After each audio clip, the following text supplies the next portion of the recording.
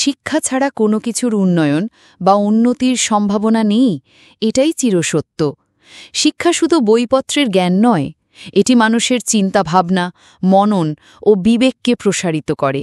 শিক্ষা মানুষকে সঠিক পথ বেছে নিতে শেখায়, ভুল থেকে শিক্ষা নিতে শেখায়, আর নতুন কিছু সৃষ্টির সাহস যোগায়।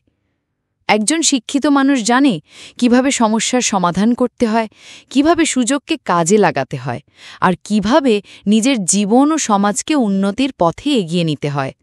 ভাবুন, একজন কৃষক আধুনিক কৃষি শিক্ষা পেলে একই জমি থেকে দ্বিগুণ ফসল তুলতে পারে।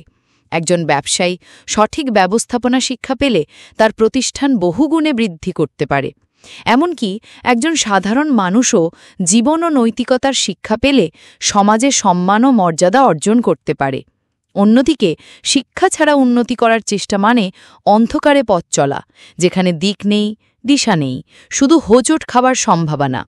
তাই শিক্ষা শুধু ব্যক্তিগত নয়, বরং পারিবারিক, সামাজিক ও জাতীয় উন্নয়নের মূল ভিত্তি। তাই বলা হয়, শিক্ষা হলো উন্নতির প্রথম সিঁড়ি, আর তার ওপর ভর করেই গড়ে ওঠে সব সম্ভাবনার প্রাসাদ।